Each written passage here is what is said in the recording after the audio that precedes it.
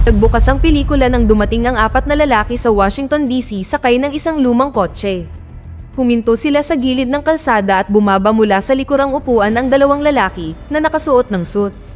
Ito ang mga ahente ng US Secret Service, sina Riley at Colt, habang ang natitirang dalawa ay mga hoodlum na nagtatrabaho para kay Tin Duick, isang baliw na mamamatay tao. Nakatago sa bulsa ni Colt ang isang bolang bakal na naglalaman ng maliliit na bote ng asul na likido. Ang sino mang uminom ng mahiwagang likidong ito ay maaaring mawala na parang bula ng walang anumang bakas. Kasabay nito, ang isang engranding tanghalian ay ginanap sa malapit na hotel. Ang mga nangungunang diplomat mula sa ilang mga bansa sa buong mundo ay nagtipon doon sa imbitasyon ng gobyerno ng US.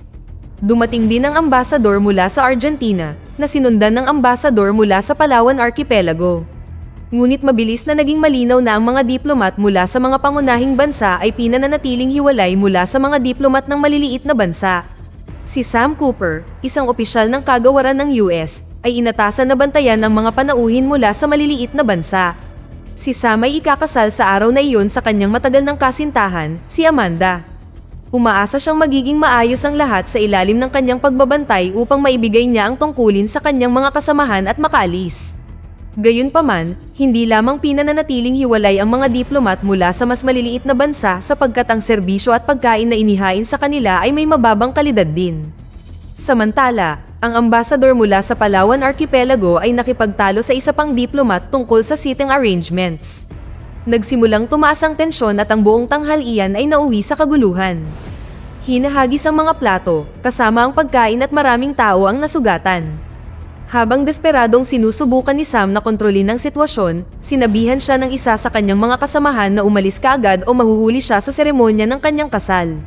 Nag-aatubiling umalis si Sam, ngunit pinigilan siya ng kanyang amo na si Michael Ensing sa lobby. Pagkatapos ay marahas siyang pinuna dahil hindi niya makontrol ang sitwasyon at nagbanta pa ang amo na ilalagay siya sa Greenland bago siya tuluyang pinayagang umalis. Sa kabilang banda, pumasok ang dalawang US Secret Service sa mataas na gusali malapit sa hotel kung saan kasalukuyang ginaganap ang tanghalian. Ang gusali ay ang lihim na base ni Tin Duick na gumagamit ng asul na invisibility liquid. Habang naghihintay silang dumating ang elevator, biglang inatake ni Riley si Colt at sinuntok ito. Pagkatapos ay dinukot niya ang bakal na bola sa kanyang bulsa at nagmamadaling lumabas ng gusali. Ngunit hindi nagtagal ay nakabawi si Colt at hinabol ang kanyang kapareha na isa palang kaaway. Kasunod nito, naganap ang habulan sa buong kalye ng Washington DC. Napansin ng dalawang hoodlum na naghihintay sa kotse ang kaguluhan at agad nilang napagtanto na pinagtaksilan sila ni Riley. Kaya naman, hinabol din siya ng mga ito ngunit nagawang iwasan ng secret agent ang lahat ng humahabol. Pagkatapos ay sumakay siya sa pulang pickup truck habang si Colt at ang mga hoodlum ay sumusunod gamit ang lumang kotse.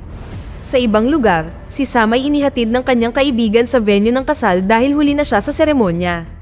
Ngunit nang malapit na silang lumiko, ang lumang kotse na minamaneho ni Colt ay bumangga sa kanila, iniwan si Sam na nalilito sa tabi ng kalsada. Sa kabutihang palad, ang isa sa mga opisyal na nagtatrabaho sa Russian Embassy ay dumating sa lugar at napansin ang insidente. Ipinaliwanag ni Sam na huli na siya para sa kanyang kasal at nag-alok ang Ruso na ihatid siya. Matapos ang ilang oras na pagkaantala, sa wakas ay dumating si Sam sa hotel kung saan gaganapin ang kanyang kasal. Ang kanyang mapapangasawa ay labis na nagalit at ayaw maniwala sa kanyang paliwanag. Gayunpaman, nakontrol ng kanyang mga kaibigan ang sitwasyon at iniwan siyang mag-isa sa kanilang silid sa hotel para makapagbihis siya. Makalipas ang ilang minuto, nakita ni Sam ang lumulutang na bolang bakal na pumasok sa kanyang silid. Isang invisible na boses ang nagutos sa kanya na isara ang pinto. Sa una, iniisip ni Sam na pinaglalaroan siya ng kanyang mga kaibigan at tinusok ang hangin sa ilalim ng bolang bakal. Sa sobrang gulat niya, naramdaman niya ang tiyan ng isang tao. Ang bola ay hawak ni Riley, na uminom ng asul na likido at naging invisible para makaiwas sa mga humahabol sa kanya. Ngunit bago mailak ng nalilitong si Sam ang pinto, pumasok si Colt at ang dalawang hoodlum at nawalan ng malay sa proseso. Sinubukan ni Riley ang kanyang makakaya na iwasan ang mga ito gamit ang pagiging invisible ngunit kalaunan ay nahuli siya at sinaksak ng isa sa mga hoodlum. Nang bumagsak siya sa sahig, nakita ang kanyang katawan. Ngunit lumalabas na nagpapanggap lang siyang patay. Pagkatapos ay palihim na pinagulong ni Riley ang bolang bakal sa ilalim ng sofa sa malapit. Nang hindi ito mahanap ng mga masasamang tao, mabilis silang tumakbo palayo sa pinangyarihan. Hindi nagtagal, ginising ng sugatang Riley si Sam at iniabot sa kanya ang bola. Hiniling niya sa kanya na dalhin ito sa isang taong nagngangalang Runkleman. Pagkatapos ay hiniling niya kay Sam na alisin ang mga kutsilyo sa kanyang likod, ngunit hindi nagtagal ay namatay siya dahil sa pinsala. Sa kasamaang palad para kay Sam, ang pulis, ang kanyang mga kaibigan, at ang mapapangasawa ay sumugod sa kwarto sa sandaling iyon. Napansin nilang hawak niya ang kutsilyo sa tabi mismo ng isang hubad, patay na katawan at naisip nilang siya ang may kasalanan. Pagkatapos ay hinabol siya ng mga pulis, ngunit kalaunan ay naiwasan sila ni Sam. Nang sumunod na gabi, bumalik si Colt at ang dalawang hoodlum sa lihim na hideout kung saan nagbabasa ng pahayagan ang hindi nakikitang duwik. Napag-alaman na ang kontrabida ay umiinom ng ilang dosis ng invisibility liquid upang panatilihing nakatago ang kanyang sarili. Nakasuot siya ng trench coat at sombrero para lang makita ng mga alapores niya kung nasaan siya. Dahil nauubos na ang supply niya, gusto niyang makuha ang bolang bakal at ang maraming vial sa loob nito. Samantala, ang headline sa pahayagan ay nagpapakita na ang State Department aide na nagngangalang Sam Cooper ay pinaghahanap para sa pagpatay sa Secret Service agent na si Riley. Maliwanag na ngayon na si Colt ay itinuturing na taksil sa pamahalaan ng US at nagtatrabaho para sa kriminal na si Duak. Inilarawan ng tatlo kung paano nakatakas si Riley dala ang vial at hindi nila ito mahanap kahit saan. Ngunit hindi pinahihintulutan ni Duak ang kanilang kawalan ng kakayahan, kaya inutusan niya ang mga hoodlum na hanapin si Sam sa anumang paraan. Pagkatapos ay hinawakan niya si Colt at nilaglag siya mula sa tuktok ng gusali bilang parusa. Kinabukasan, nakipag-ugnayan si Sam sa kapatid ni Amanda, si Ellie, at humingi ng tulong. Ibinunyag niya na ang kanyang kapatid ay labis na nababalisa at hindi siya nakikipag-usap sa sinuman pagkatapos ng araw ng kasal. Si Sam na pagod na ay ipinaliwanag ang lahat ng detalyado, ngunit tumanggi si Ellie na maniwala sa kanyang kakaibang kwento. Kaya, inilabas niya ang bolang bakal na iniabot sa kanya ni Riley bago namatay. Binuksan ng dalawa ang bola at nakita ang maliliit na bote ng kakaibang asul na likido sa loob. Hindi makapaghintay na malaman ng higit pa, naglagay si Sam ng ilang patak ng likido sa mesa at tinikman ito. Dahil dito, ang kanyang katawan ay dahan-dahang naging asul at naglaho sa hangin, na labis na ikinagulat ni Ellie. Sa sandaling ito, nagawa ng mga hoodlum ni Duak na matunto ng posibleng kinaroroonan ni Sam at nakarating sa tahanan ni Ellie. Nakita nilang nakikipag-usap siya sa mga damit na tila lumulutang sa hangin. Napagtanto nila na si Sam nga ang nagnakaw ng bolang bakal. Sinimulan nila siyang barilin, ngunit ginamit ni Sam ang mabilis na pag-iisip at hinubad ang kanyang mga damit, maliban sa damit panloob, na halos hindi na makita. Pumasok sila ni Ellie sa loob ng sasakyan at tumakas mula roon. Kasunod ng insidente, pumunta ang dalawa sa all-girls school kung saan nagtatrabaho si Ellie bilang guro. Pagkatapos ay iniwan niya siya sa kanyang opisina at umalis upang bumili ng mga damit para sa kanya. Ginamit ni Sam ang pagkakataong ito para makapuslit sa banyo ng mga babae, ngunit hindi nagtagal ay pinagalitan siya ni Ellie. Lumipas ang ilang oras at nawala ang epekto ng asul na likido, kaya muling nakita si Sam. Isinuot niya ang damit na binili ni Ellie para sa kanya, at ang dalawa ay nagtungo sa labas. Sa kasamaang palad, ang opisyal na Ruso mula kanina, si Boris, ay nagtatago sa likurang upuan ng kotse. Pagpasok ng dalawa, itinutok niya ang kanyang baril sa kanila at hinanap ang bolang bakal. Palihim itong ibinigay ni Sam kay Ellie at nagsinungaling na wala ito sa kanya. Nakapagtataka, ang walang muwang na si Boris ay naniwala sa kanya at hindi na siya siniyasat pa. Pinababa na lang niya si Ellie sa sasakyan at nagmaneho kasama si Sam. Lumalabas na parehong may formula ang Russian at pati na rin ang gobyerno ng US para gawin ang asul na likido. Ngunit nagkasundo sila na sirain ang invisible potion na ito dahil ang paggamit nito ay maaaring maging sakuna para sa parehong mga bansa. Di nagtagal, dumating sina Sam at Boris sa US State Department para sa pulong kasama si Michael Enseng. Inihayag na ang parehong mga bansa ay lumagda sa lihim na kasunduan upang sirain ang bawat huling bote ng invisibility liquid. Ngunit naging komplikado ang mga bagay nang iulat ni Boris na uminom na ni Sam ang likidong iyon.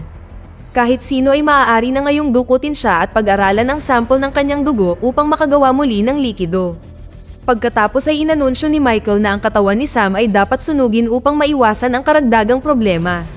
Ngunit bago siya makakilos, dumating sa opisina ng kalihim ang mga ambasador ng Palawan Archipelago at Argentina na may mga formal na reklamo tungkol sa hapunan.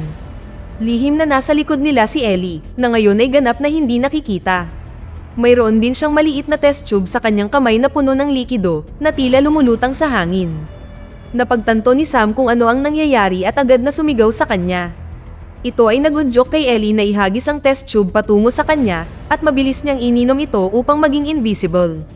Nagawa ng dalawa na makatakas mula sa gusali nang hindi nasasaktan. Sa sumunod na eksena, tumungo sila sa isa sa mga malalapit na kaibigan ni Sam sa apartment ni Ted. Nakita nilang nakalock ang pinto, ngunit alam ni Sam kung nasaan ang ekstrang susi. Pumasok sila sa loob at si Ellie ay agad na pumunta sa banyo para magpalit. Kinagabihan, nag-usap ang dalawa tungkol sa naudlot na kasal ni Sam at nagsimulang mag-bonding. Sa bandang huli ay naghalikan sila sa sopa nang hindi nila namamalayan na pinanunood sila ng grupo ng mga matatanda mula sa sumunod na gusali. Makalipas ang ilang oras, narinig ni Sam ang ingay ng ilang sasakyan na dumating sa harap ng apartment. Napagtanto niya na pinagtaksilan siya ng kanyang malapit na kaibigan at ipinadala ang impormasyon sa US pati na rin sa mga ahensya ng Russia. Gayunpaman, nagmamadali silang lumabas ng apartment dala ang bolang bakal at lumabas sa basement sa pamamagitan ng emergency staircase. Sa labas ng building, nakatagpo nila ang grupo ng mga matatandang nanonood sa kanila kanina. Halatang halata na sila ay nabighani kay Ellie at ginamit niya ang pagkakataong ito para hiramin ang kanilang sasakyan. Nang maglaon, gumawa si Sam ng listahan ng lahat ng tao na pinangalan ng Runkleman at pinaliit ito sa huling 9 na tao. Bago ang kanyang kamatayan, hiniling sa kanya ni Agent Riley na dalhin ang bakal na bola sa isang taong nagngangalang Runkleman. Kaya naman, pumunta sila ni Ellie sa tirahan ng bawat posibleng kandidato at sinubukang alamin kung may alam sila tungkol kay Riley. Pagkatapos suriin ang unang 8 kandidato mula sa kanilang listahan, naglakbay sila sa huli na nakatira sa tabi ng pantalan ng lungsod. Ito pala ang Runkleman na hinahanap nila. Ngunit pagpasok nila sa bahay, laking gulat nila nang makita si Ted sa loob. Pagkatapos ay ibinunyag na si Ted ay lihim na ahente ng FBI na sinusubaybayan ang kaso tungkol sa invisibility liquid. Noong gabi nang mamatay si Riley, sinisikap niyang pumunta kay Ted, hindi kay Sam. Habang nag-uusap ang tatlo, nagsimulang tumunog ang landline ni Runkleman. Maingat na sinagot ito ni Sam at narinig si Duwak sa kabilang dulo. Ibinunyag ng baliw na dinukot niya si Amanda at pinagbantaang papatayin siya kapag hindi dumating si Sam sa gusali ng Capitol Hill dala ang bolang bakal. Dahil walang ibang pagpipilian, itinulak ni Sam si Ted sa tabi at tumakbo patungo sa kalapit na bangka kasama si Ellie. Sa sumunod na eksena, dumating ang dalawa sa Capitol Hill at mabilis na hinuli ng mga alapores ni Duwak. Sa loob, sa wakas ay nakilala nila ang invisible na kontrabida na nagbunyag na matagal na niyang pinatay si Runkleman. Ginamit lang niya si Sam at ang Secret Service para may hatid ang bolang bakal sa bahay ni Runkleman kung saan niya ito kukunin ng hindi natutuklasan. Makalipas ang ilang segundo, ang epekto ng likido ay nagsimulang humina at dahan-dahang nakita si Duwak. Sa isang nakakagulat na twist, nabunyag na ang mamamatay tao na kontrabida ay walang iba kundi si Amanda. Gumagamit siya ng instrumento para palalimin ang boses niya na parang lalaki. Hindi kailanman minahal ni Amanda si Sam at ginagamit lang siya para sa kanyang plano. Sa sandaling iyon, dumating sina Boris at Ted sa Kapitolyo at sunod-sunod na pinatay ang lahat ng mga hoodlum. Nag-alala si Amanda dahil dito kaya inagaw niya ang bolang bakal kay Sam at ininom ang isang bote ng asul na likido. Ngayong hindi na nakikita muli, naghubad siya at tumakbo palayo doon, tumatawa na parang baliw. Ngunit nagawa ni na Sam, Boris, at Ted na i-corner siya sa silid kung saan sinusunog ang mga lumang pera ng US. Sa puntong ito, ganap na nawala sa katinoan si Amanda dahil sa patuloy na paggamit ng likido. Napagtanto niya na hindi siya makakatakas kaya umakyat siya sa conveyor belt at tumalon sa apoy, tinapos ang sarili. Sina Sam at Ellie ay nalungkot sa kanyang pagkamatay ngunit nakahinga ng maluwag sina Ted at Boris. Dito na nagtatapos ang kwento. Sana ay nagustuhan nyo. Mag-subscribe na kung hindi ka pa nakasubscribe. Pindutin na rin ang notification bell at like button upang matulungan ang channel, and leave a comment down below. And as always, thank you for watching.